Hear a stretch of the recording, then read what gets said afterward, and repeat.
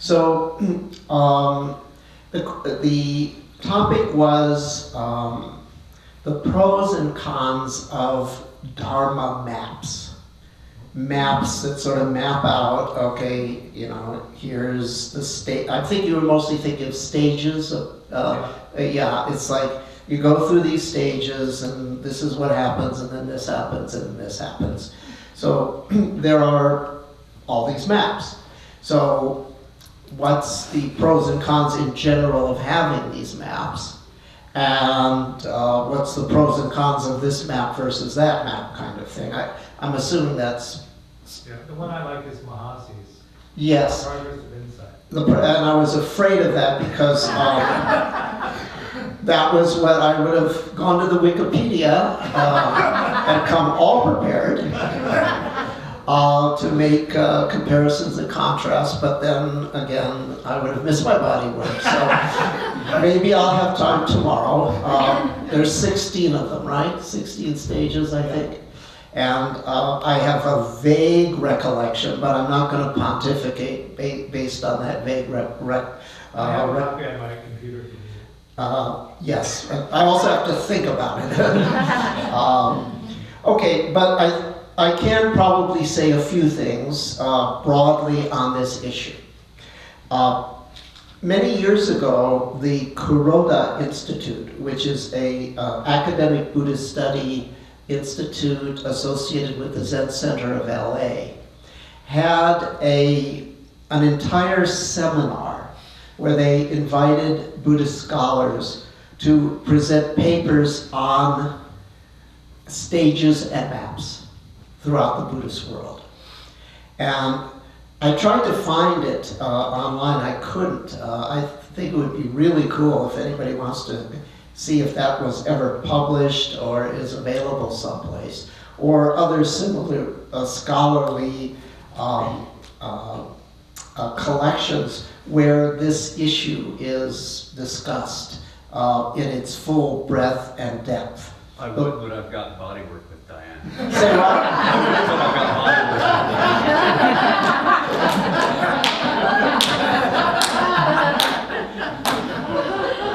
I think you made the right decision. The map is not the journey. So you decided to make the journey, so this is good. Now, Buddhism broadly is 3 vehicles, and then within that there's a gazillion other subdivisions. It's 2,500 years, and half the world, and now the whole world. And Buddhism is just a subset of world mysticism anyway. So broadly, if we're going to talk about maps and that kind of thing, we really should frame Buddhism within the larger context of world contemplative practice. So it's a huge and very rich question that you bring up. So let me just start blabbering and we'll see what comes up. First, I'd like to share my own experience well, actually no, before we do that. So 3 vehicles, numerous subdivisions, and that's just a subset of what's worldwide. So within Buddhism, what do we have? Well, let's see. We have the 10 ox-herding pictures. That's my most popular YouTube presentation, which tells you that people are really into stages and you know, what have you. And that's used in Zen. But see, here's the deal. There's different versions of the 10. And there's one that has 8, okay? So this already tells us that it's not exactly constrained to exactly 10, okay? What else is there? Well, there's the one that I frequently use myself, which is the 4 classes of noble individuals. The 4 Arya Pukkala. These are maps for like a lifetime of practice. Okay, this is like really big picture stuff. Sota, Appanna, Sakadagami, Anagami, Araha. So that's stream enterer, once returner, non-returner, and worthy, if I were to translate these into English.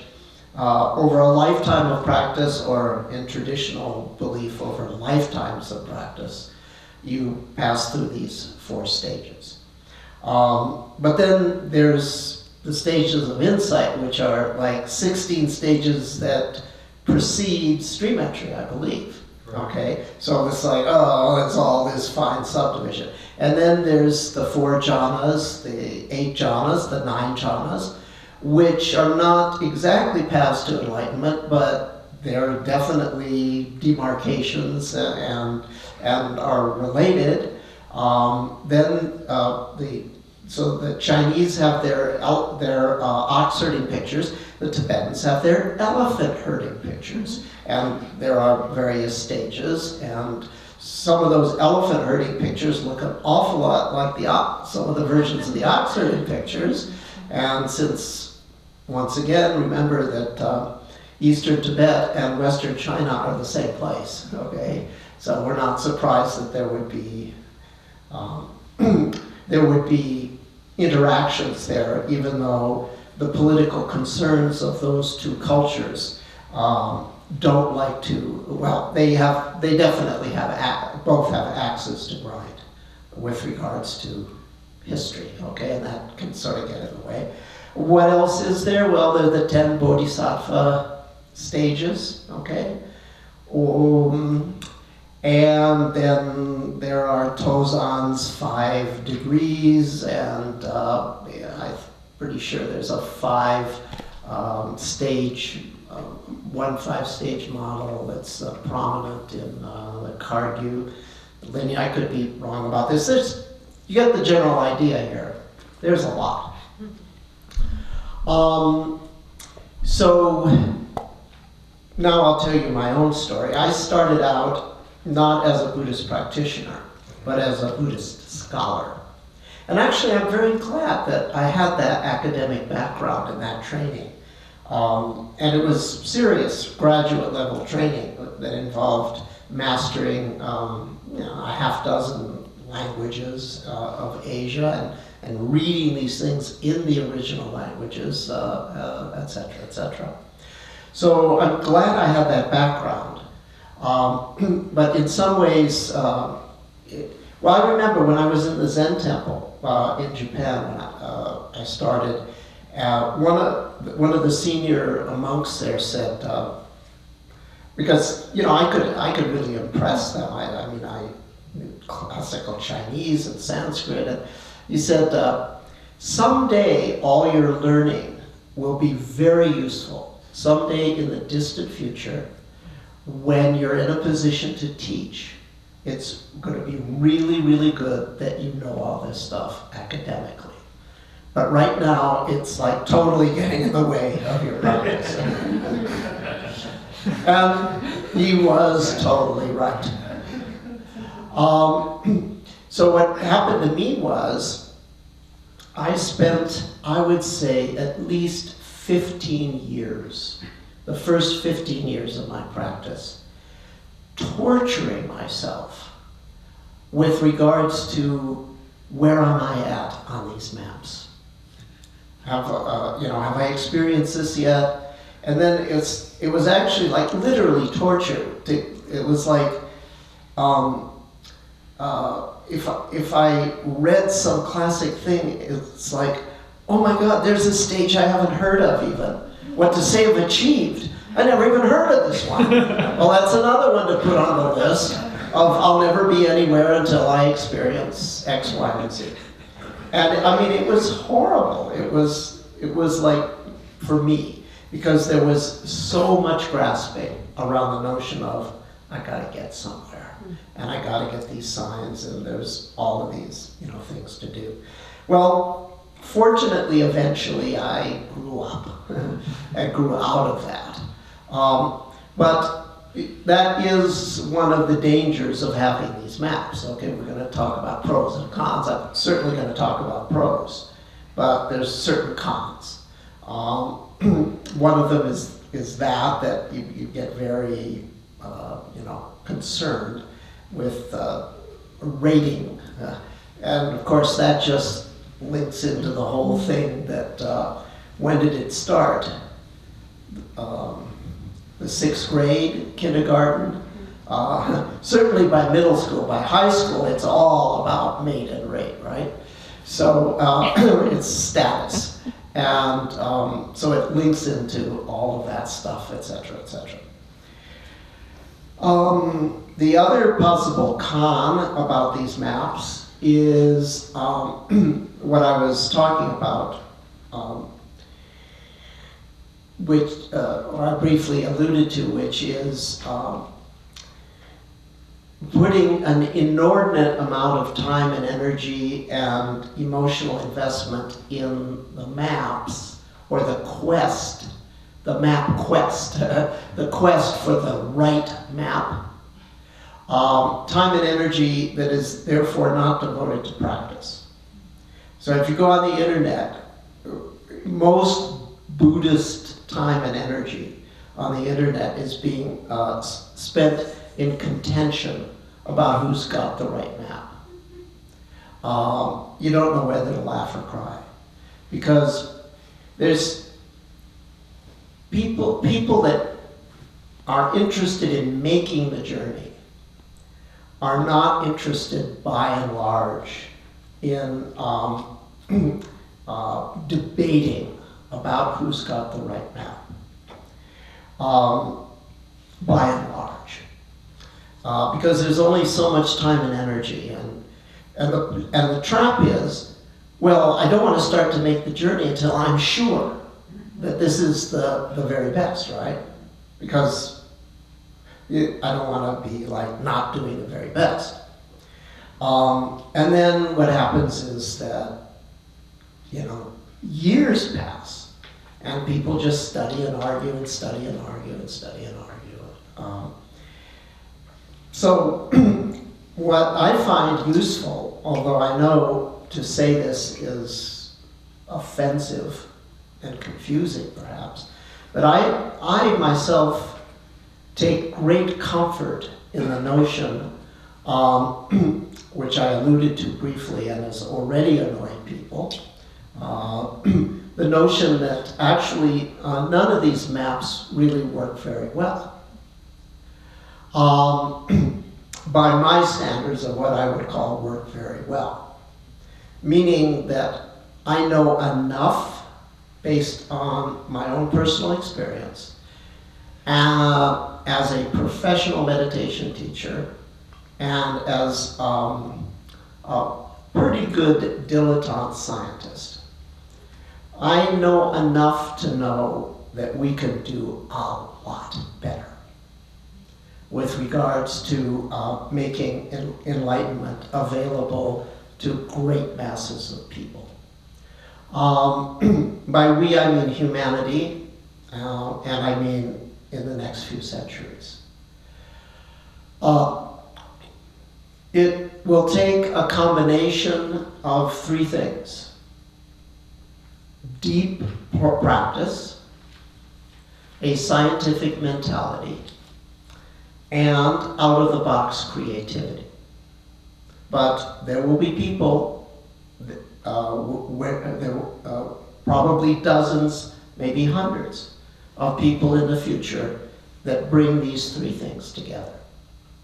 And it seems to me not unreasonable that they will come up with things that change the course of human history, that dramatically change the course of human history. All of the maps and methodologies that we now have essentially are based on one approach, which is introspection. An individual looks within, discovers certain things, and creates a formulation based on that. Often based on, in part, on what they've learned from the past, usually taking some parts of that, rebelling against other parts, and often creating something new that wasn't there before. Some combination of accepting the past, rebelling against the past, and innovation. then a new model, a new path arises, but it's still based on an individual's introspection. And it's pretty good. When I say they're all relatively ineffective, I just mean that it takes a very long time, and most people are not, most human beings are just not willing to put the time and energy like you and I are into this path. So what is lacking is an objective view of what's going on, a view based on hard science and evidence. What is also lacking is true collaborative dialogue among the masters, and among the masters and their students. Right now, the great masters, most of them are old-fashioned, old Asians, with which you cannot communicate in an open, peer-to-peer kind of dialoguing. They won't do it with you as a student. It's just not on their cultural radar. And they won't do it among each other either, because there's just too much at stake. So they're not like scientists. In science, there could be a Nobel laureate up there talking about something, and I could be a graduate student. And I can get up and I can say you're wrong because of this, this, this, and this. And if I'm right, if I've got evidence to back it up, then that's it, okay? It's over, okay? Even though I'm just a no one that no one's ever heard of, and this guy's got a Nobel Prize, he was wrong. I pointed out something. That kind of thing, that doesn't happen in the context of meditation teaching. But I think it will as things become more modern and more Western, and you start to have really frank dialoguing among the masters and among the masters and their students. So the combination of turning the lens of science towards it, plus really being willing to discuss things, specifically to look at each other's maps and discuss in an open way. What's this? What's this? No, I don't quite think it works that way, etc., etc. That will probably happen in the future. So now, of course, when I say that in general they don't work well based on what I think will eventually replace them in the future, don't get me wrong. Relative to not using these maps and relative to not doing this practice, well, forget about that, okay? The alternative to what we now have is horrific. The alternative to not doing it. So, you know, it's good that we have this. I just think we meaning humanity, can potentially do a lot better. So, okay. So what should we think about, what should we, how should we think about these maps? Well, I pointed out some of the cons. Let's talk about some of the pros. They can give you an idea of where to go, what to look for. They can give you an idea of what's optimal to do when various things occur. That's really useful. They can motivate you. It's like, well, why do it if there's not goodies at the end? Or in the middle, or even maybe in the beginning. So you can be motivated by this, and you can be informed by it, so you know what to look for. So that's good.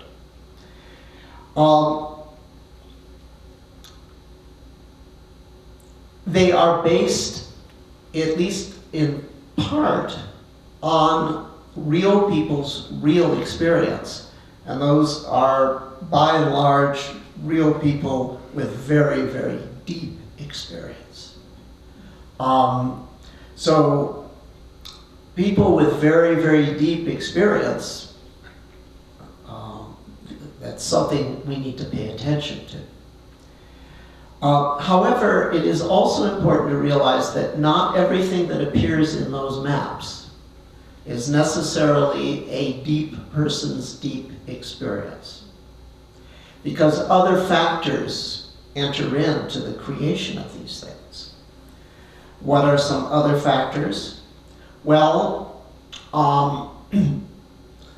some master 1,000 years ago might have said some things, okay, to a student, and when that student, but they didn't write it down. When that student wrote it down, well, that student's ideas are there mixed with that master's ideas.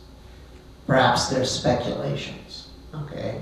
So you cannot be sure that you're getting the ipsit dixit, the very words that were said.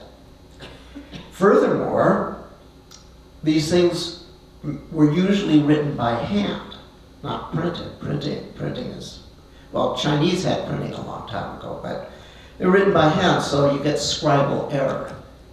So if you start to get all fundamentalist about exactly what's there, you know, well, it must be exactly that way, well, it just might be some scribal error. Also, because of the authoritarian nature of these cultures, there's a need to make your innovations appear to agree with Scripture.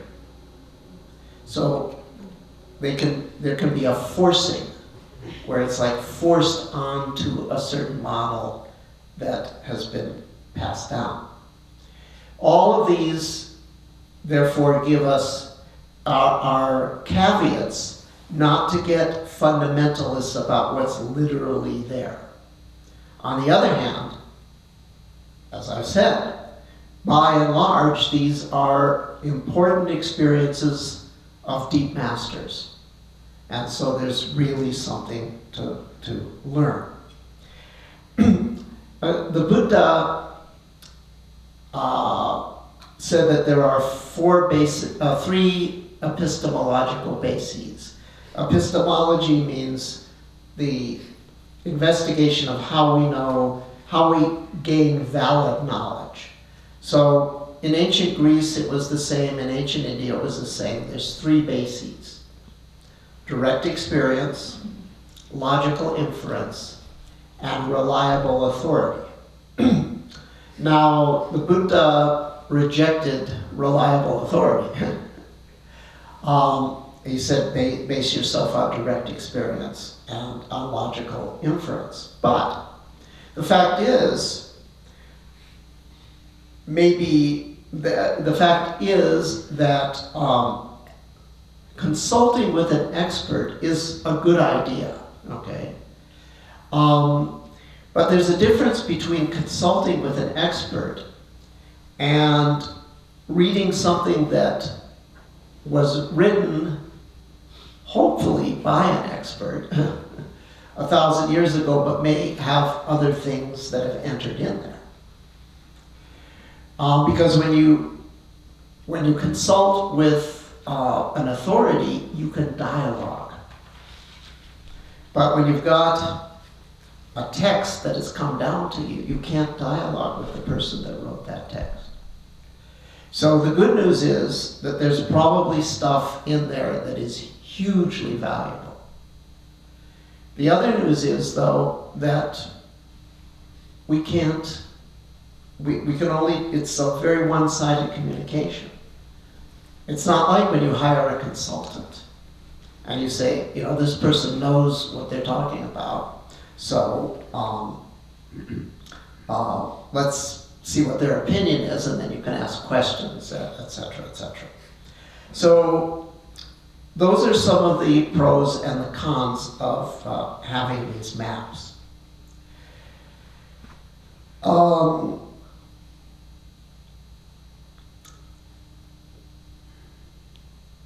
I myself don't have a map.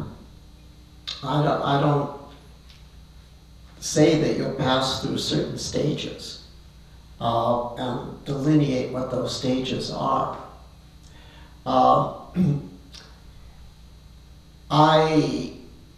But I do give you some general trends. I say that over time you're going to notice an elevation in your concentration, clarity, and equanimity. And that's going to have some pretty dramatic effects on your life. So I like to talk more, more along those lines. Yet inevitably, we want to know that we're making progress in some way or another. So I will give you 4 criteria that you can use to judge your progress. Starting with the least, what would I say? Starting with, each of these criteria is valid, but there's a hierarchy of maturity, okay? And I'm going to end with the most mature. So that means I'm going to begin with the least mature, but you don't have to take that as a put down, okay? The least mature criterion is, during periods of practice, I have experiences that are unusual, interesting, fun, entertaining, and so forth.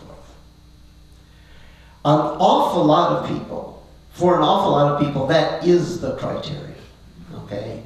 That's, if you want to sell spirituality, you sell entertainment. But I'm not saying that that's completely without validity. Because if fun and interesting and unusual things happen, then that's going to motivate you to keep practicing.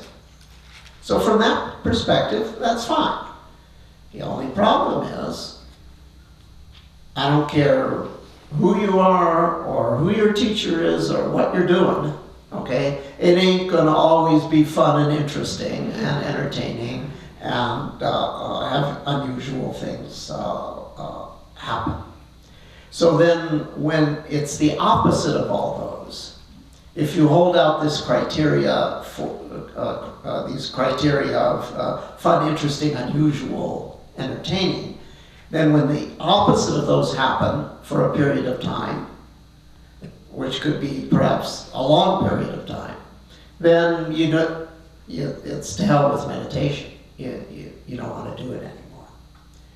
So, but that's one criterion, because have fun if you can. A little bit more mature is, during a formal period of practice, you can actually taste mindfulness. You can taste concentration, clarity, and equanimity right while you're doing the practice.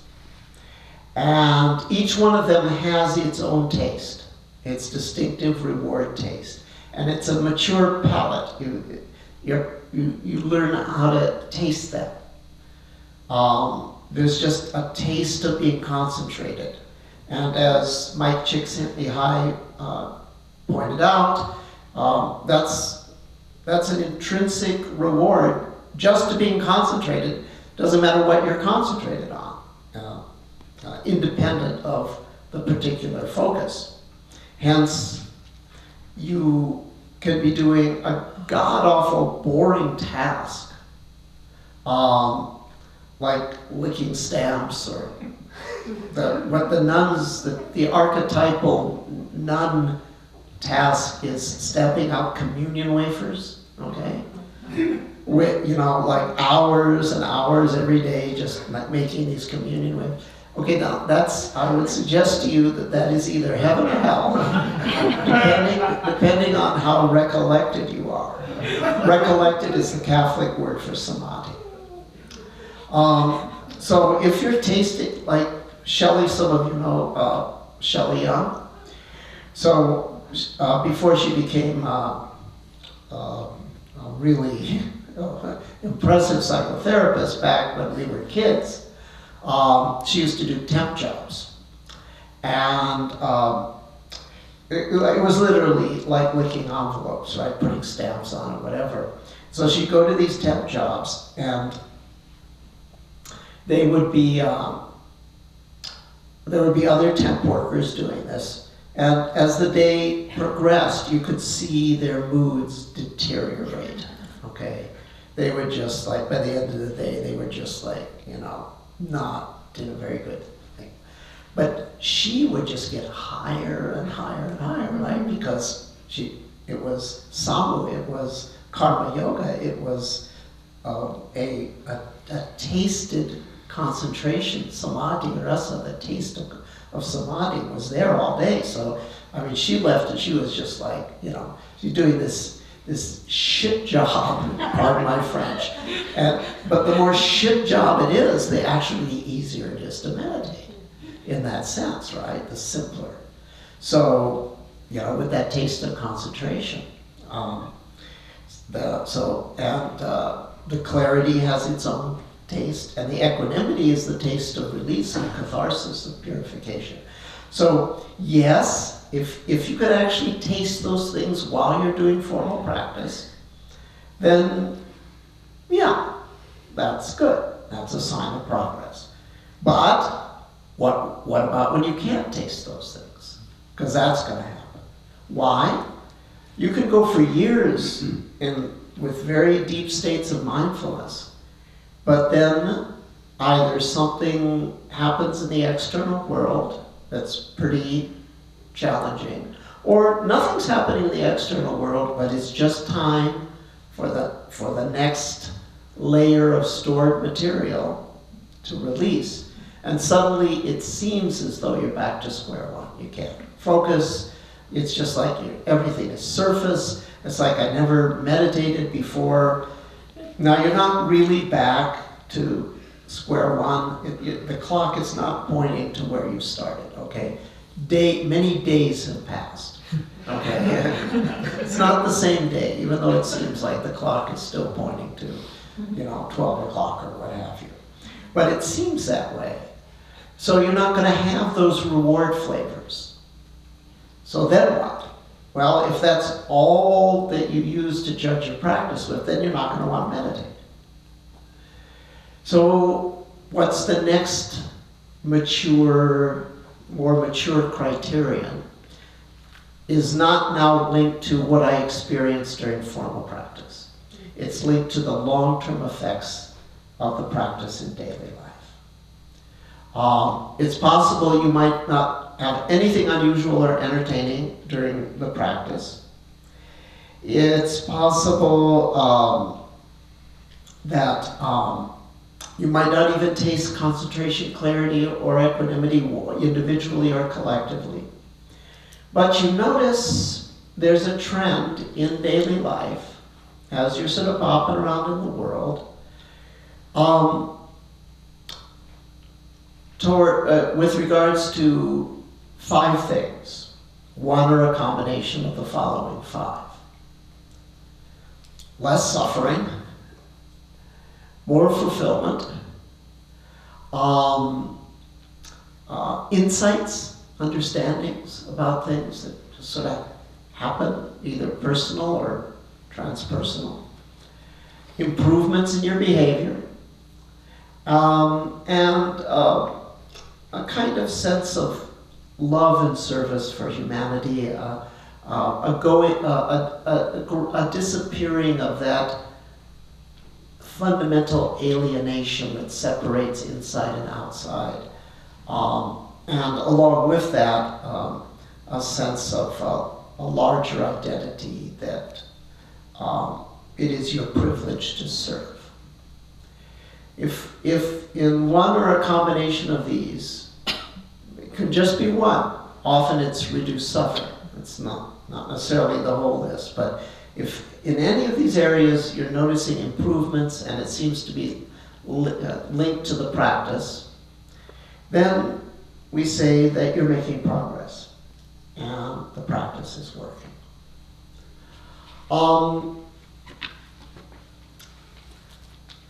The most mature criteria is to just do the practice and not really, you just do the practice to do the practice and you're not really thinking that much about the goals.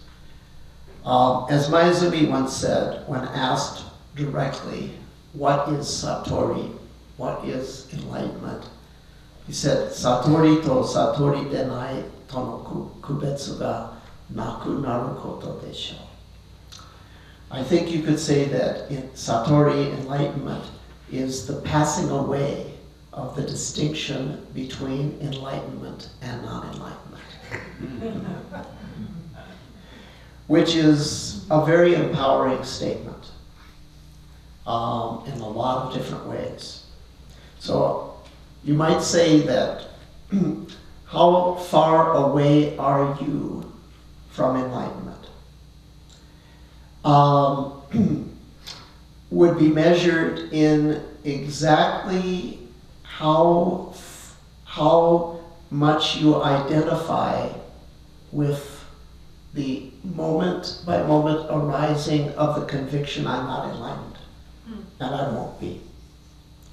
So the length of time between where you're at now and enlightenment is no longer than the length of that thought, I'm not enlightened. Depending on your relationship to that thought each time it comes up. So, very fast path to enlightenment. Have a complete experience of the belief that you're not enlightened. Now you understand a complete experience. I described a complete experience. Complete experience is a paradoxical experience. It's infinitely full and absolutely vacuous at the same time. Okay, so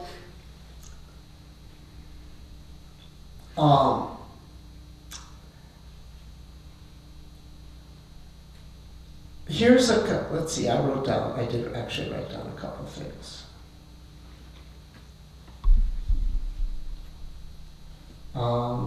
Okay.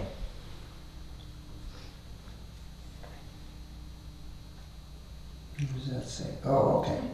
It's in Chinese. Okay. So here are some common beliefs about the maps that people have and that don't agree with my experience. I just say it that way.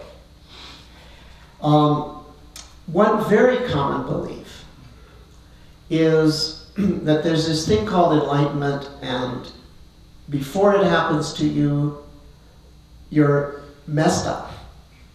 And after it happens to you, everything is perfect.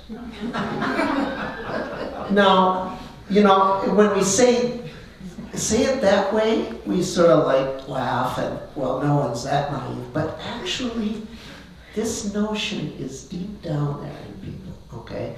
Because I see it. It's like, even though we say that, like, even if we use the Theravada model, okay, and we say enlightenment is stream entry, well, there's like 3 more steps, right? And although it may seem from Putujana to Arya, to Sota Apana. Putujana means you're not there yet, okay? It means, literally means an ordinary person, okay? Putujana. So from Putujana to Sotapanna seems very far, I know. But Sotapanna to Araha, that distance, That's really far, okay? Stream mentors, all over the place. All over the place. Arhats, I mean, I've met a few that probably were or could have been if they wanted to be. Sasaki Roshi could be if he wanted to be. I'm not sure he wants to be an Arhat. Where you say, well, wait, that doesn't make any sense. But when you're that enlightened, the difference between enlightenment and non-enlightenment goes away, okay? So we can't really fathom the decisions of people like that. You look at the classical path, and you see the descriptions of what arhats are supposed to be like. Well, Sasaki Roshi's not that way, okay? But you sense he could be that way if he wanted to. He just doesn't want to sever the connection to humanity. That's called a bodhisattva. I mean, the ones that I've met from Southeast Asia, like Tampulu Sayadaw, you can find him on the internet, okay? You could actually get videos of the Tampulu Sayadaw. He was a reputed arhat. 20, 30 years ago, how long ago, I don't remember. Remember, some of you can remember when I was downtown at CMC in Koreatown, at my own center there. Yeah, Charlie, Judy, go back that far. You remember? Yeah, you do remember. I remember picking you guys up at the station downtown. I remember learning to meditate with that ice cream truck too. Oh yeah, the ice cream truck and the schizophrenic derelicts and the mariachi on one side and the Sino-Vietnamese opera on the other side. To say nothing of the gunshots and the turf wars of the drug dealers fighting on the front lawn. We're killing you! And we're sitting there meditating. Yeah, that's the center I used to have.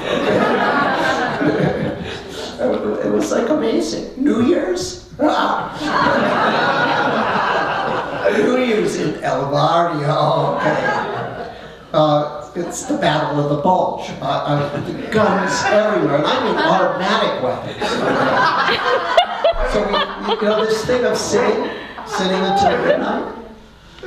It's so tame now. You know, it's really like very anticlimactic for me. Like last night, was it last night? The night before, whatever. You know, hit the bell here. I heard maybe a firework somewhere. You don't even hear people go, you know, because we're just too far away from things. But when we were down at the Community Meditation Center downtown, okay, and we did the thing. I've been doing this the chant, the Om Mani Padme, and then we ring the bell exactly at midnight. I've been doing that for like 40 years or something, okay? Well, down there,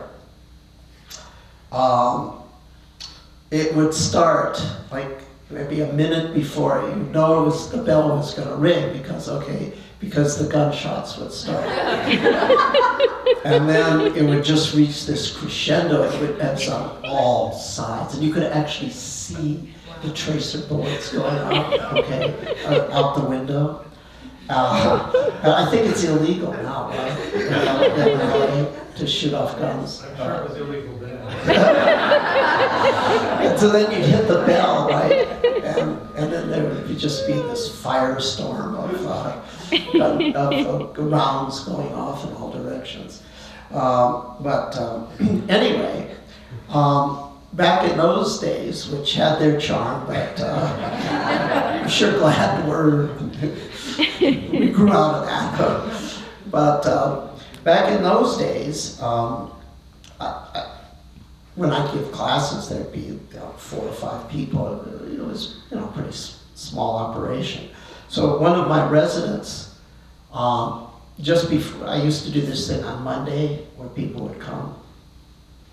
One of my residents calls me up and he says, Tampulu Sayadaw. Sayadaw is like the Burmese equivalent of Roshi, okay? Tampulu, Taungpulu, Taungpulu Sayadaw is in town. He's at the Burmese temple. And he says he's willing to come over and talk to your group tonight. You know, this is like that joke about Jesus shows up in the parish church. I mean, it's like I go, oh my God, okay. Because this guy was a reputed arhat. He was old. He had not gone horizontal for 30 years. Every night, yaza, for the last 3 decades. Okay. They carried him around in a palanquin, kind of thing. And he came to my little center in Koreatown. He didn't speak any English, he had translators, and he did not look like any human being that I ever saw. I mean, in terms of his body language or whatever. And like I say, look him up on the internet, okay? It's like death walking. It's like dead man walking, okay? It was like, imagine a human made out of rubber that you could just like pull on any part of the anatomy and it would just like stretch. There was just nothing there to resist. Okay, so yeah, this guy was probably an arhat, okay?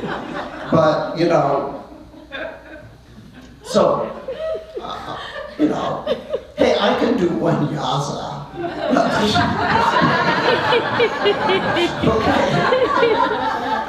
Okay. But like eternal yaza, that's a whole other deal, okay? So anyway, so first of all, and what I call enlightenment is stream entry, and that's doable by you folks. I mean, that's like, you know, that's the stated goal of my program. So, you know, you think that, but people have this idea, oh, I'm going to get enlightenment, and then everything's going to be, okay. Well, the distance between having seen no self for good and full purification of consciousness, that is a huge distance. But no matter how much you tell people that, you get these weird things that they expect senior masters to somehow be perfect, okay? Or people that are enlightened at a stream enters level, then people get all weirded out when they're screwed up in certain ways. Even though we say, you know, hey, working this whole thing out it's a lifetime, okay? Enlightenment in the sense of stream entry is just the beginning. But however many times we say that, people that are enlightened at some level, when they screw up, people seem to be surprised. For some reason, it's like, well, they're enlightened, how could they do this or do that? Enlightenment just means that you've seen no self for good, forever. But it doesn't mean you've worked out all your bad habits by any means. That's what those 3 other stages are. So this notion, either expressed or implied or somewhere in the subconscious, that because someone has a deep practice, even a practice so deep that they abide in permanent oneness and nothingness, the notion that oh, well, everything's perfect and they never suffer about anything and they never make mistakes, it doesn't work that way. And besides, even if you become an arhat, that's great, but that's not a Buddha. What's the difference between a Buddha and an arhat? The Buddhist tradition has asked that question, okay? The Buddha is a special kind of arhat.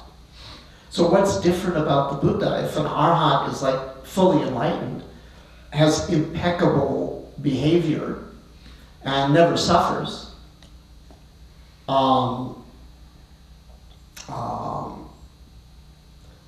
So then, what's the difference between that and a Buddha? And the Buddhist scholastic tradition says, and I think it's a very good answer, the difference is that a Buddha is a creative arhat. A Buddha comes up with something that no one discovered before. Number one. And number two, it is of sufficient power and relevance that it changes human history. So from that perspective, there's only been one Buddha so far that we know of historically, 2,500 years ago, that has had that big an impact on the world being enlightened.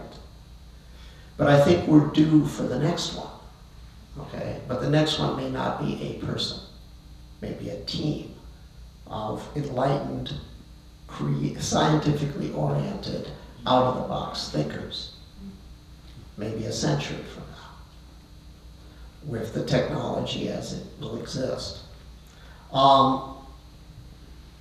Okay, so this notion of, so I can see why some teachers avoid the E word, because people have this idea that it's like, you're screwed up, then you're enlightened, and everything's perfect. The other notion that people seem to have is that enlightenment happens suddenly. It can.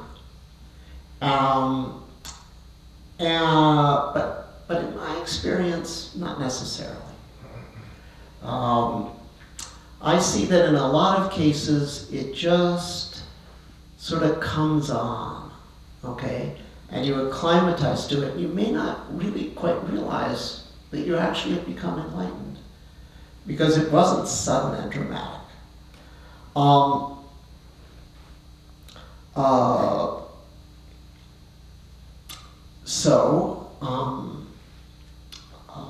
There's that point. Can it happen suddenly and dramatically? Sure. But I don't particularly aim at that. However, some teachers do. They aim at getting you to have this sudden epiphany kind of thing. And if they have a track record in producing those results, then that's a good teacher, okay? When I look at teachers, I don't look at, say, oh, this one has this map that I agree with, and this one has this other map that I don't agree with, and what this person says is similar to what I say, so, you know, they're right or something. I don't think that way about teachers. I think about track record. Someone could have a completely different perspective than I do. But if they've got a track record in leading people to significant transformation, I'd rather have you study with that person than someone that, like, agrees with my methodology but doesn't have a track record. So anyway, be that as it may. Another thing that notion that people seem to have is, not fairly recently, is that everyone has to go through these dark night experiences before they get enlightened. Dark night experiences are sort of emptiness and no self, and it's a bad trip kind of thing. Fear and depression and hopelessness and disorientation, etc., etc. And it's horrible, and you just have to white knuckle through it. That everyone has to go through these. That's not been my experience at all. Now, everyone has to go through some fear and some depression and some disorientation, but not necessarily this sort of paralytic thing that can last for months or years that some people do go through. Don't worry, you probably won't, okay? One last thing is the notion that the map is linear. that there's this step and this step and this step and this step. Because when you act, that doesn't agree with my experience. When you actually talk to people that use that, and you say, well, is it like literally that, or do you revisit certain steps and does it loop around, okay, et cetera, they'll say, oh, well, yeah, actually you do, go through these things cyclically over and over again, which does agree with my experience. But the way it's presented, it's not presented that way. It's presented like there's just this linear progression. So that's why I don't have a linear map. What do I have? I have a looping and branching algorithm. And I think that a lot of the linear maps, when you really ask what really happens, are looping and branching algorithms. So that impression, I can promise you that topologically, a series of points with links is not at all the same as a net. Okay, those are mathematically completely different critters. Okay, a sequence with arrows that only point in one direction is not at all even remotely like a directed cyclic graph, okay? So if it's really a looping and branching algorithm, then we shouldn't be calling it a linear map. So I set the thing up so that you do certain procedures and certain things happen. Some of the things that happen will be walls. You'll hit the wall. There'll be a challenge. And then there's something optimal to do for that challenge. Some of the things that happen will be windows. There'll be windows of opportunity. And there's something optimal to do. And the whole thing just loops and branches and loops and branches, optimizing your experience as the months and years go on. And that's sort of the view that I like to take. Now, having said that, I don't have a map, etc., etc. I have to be honest, it is also true that there are certain broad trends. But it's not like everyone goes through goes through these trends. There is a trend over time for the themes of flow and impermanence and so forth to become prominent in your practice. But that doesn't mean that if that's not the case, that your practice isn't working, okay? But I openly talk about flow and so forth because I think it's useful to know about it and to work with it and so forth. So yes, there is a tendency as time goes on for many people for that to become more and more prominent part of your meditation landscape. But as I say, that's not necessarily the case for everyone. So how will you know if you're making progress? Well, I give you four ways of judging if you're making progress. It is also practically useful to touch base with at least one competent coach, at least every once in a while, to talk about your practice, to dialogue, to see, okay, what's working, what may not be working, get suggestions and so forth. So I think that's all that came to my mind tonight in talking about maps. Is that okay? It's something. I think in the future, when the kind of really open dialogue that I envisage takes place, and when evidence, objective evidence, out of the scientific method is brought into this whole thing, that I would make a conjecture that maybe in 100 years or 200 years, there'll only be one universal model. But it will probably be a very complex model, because it would have to cover all the individual variations of individual human beings. But I suspect that we'll someday have a true science of enlightenment. And can't say for sure, right? But it's what my gut tells me. We'll either survive or we won't.